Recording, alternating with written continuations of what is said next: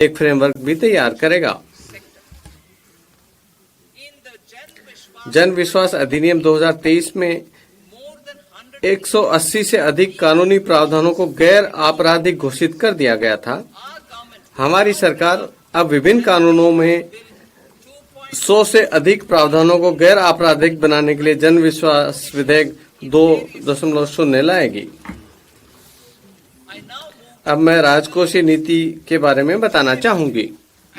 जुलाई के बजट में मैंने राजकोषीय सुदृढ़ीकरण के मार्ग पर बने रहने की प्रतिबद्धता जताई थी।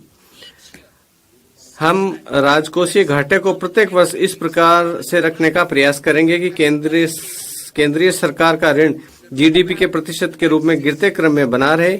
अगले 6 वर्षों के लिए रोडमैप का विस्तृत ब्यौरा एफआरबीएम विवरण में दिया गया है। संशोधित अनुमान उधारियों के अलावा कुल प्राप्तियों का संशोधित अनुमान 31.47 लाख करोड़ है, जिसमें से निवल कर प्राप्तियां 25.57 लाख करोड़ है। कुल व्यय का संशोधित अनुमान 47.16 लाख करोड़ है, जिसमें से पूंजीगत व्यय लगभग 10.18 लाख करोड़ है।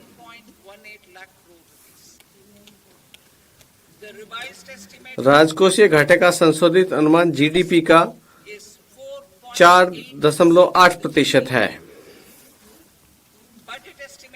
बजट अनुमान वर्ष 2025-26 वर्ष 2025-26 में उधारियों के अतिरिक्त कुल प्राप्तियां और कुल व्यय क्रमशः 34.96 लाख करोड़ तथा 50.65 लाख करोड़ रुपए रहने का अनुमान है।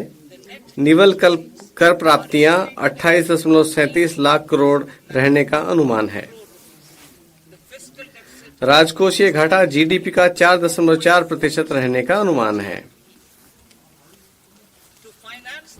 राजकोषीय घाटे को वित्तपोषित करने के लिए दिनांकित प्रतिभूतियों से निवल बाजार उधारियों के 11.54 लाख करोड़ रहने का अनुमान है।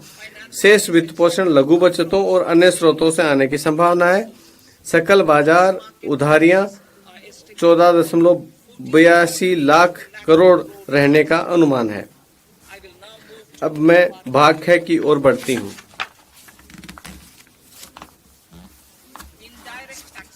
अप्रत्यक्ष कर। सीमा शुल्क से संबंधित मेरे प्रस्तावों का उद्देश्य टैरिफ संरचना को युक्तिसंगत बनाना है और शुल्क प्रतिलोम का समाधान करना है। इससे घरेलू विनिर्माण और मूल्य संवर्धन को सहायता मिलेगी, निर्यात को बढ़ावा मिलेगा, व्यापार सुविधाजनक बनेगा और आम आदमी को राहत भी मिलेगी। जुलाई 2024 के बजट में घोषित सीमा शुल्क दर संरचना की व्यापक समीक्षा के भाग के रूप में मैं 7 टैरिफ दरों को हटाने का प्रस्ताव करती हूँ। ये 2023-24 के बजट में हटाई गई थी। 7 टैरिफ दरों से के अतिरिक्त हैं। इसके बाद शेष बची टैरिफ दरें शून्य दर पर सहित 8 रह जाएंगी। दूसरा, मोटे तौर पर प्रभावी शुल्क दायित्व बनाए रखने के लिए कुछ मदों जहां ऐसे दायित्व मामूली रूप से कम होगा को छोड़कर उपयुक्त कर लगाने का प्रस्ताव करती हूं। तीसरा, एक से अधिक उपकर अथवा अधिभार नहीं लगाने का प्रस्ताव करती हूं। इसलिए मैं उपकर के अधीन 82 टैरिफ लाइनों पर समाज का कल्याण अधिभार से छूट देने का प्रस्ताव करती हूं। मैं अब क्षेत्र विशिष्ट प्रस्ताव प्रस्तुत करते हूँ। औषधि और दवाओं पर आयात पर राहत। मैं रोगियों, विशेष रूप से कैंसर, असाधारण रोगों और अन्य गंभीर जीर्ण रोगों से पीड़ित रोगियों को राहत देने के लिए 36 जीवन रक्षक औषधियों और दवाओं को बुनियादी सीमा शुल्क से पूरी तरह छूट देने का प्रस्ताव करती हूँ। मैं 6 जीवन रक्षक दवाओं को 5% के रियायती सीमा शुल्क वाली दवाओं की सूची में शामिल करने का प्रस्ताव करती हूँ। पूर्ण रूप और रियायती शुल्क उपयुक्त के निर्माताओं के लिए थोक औषधियों पर भी इसी प्रकार ये लागू होंगे।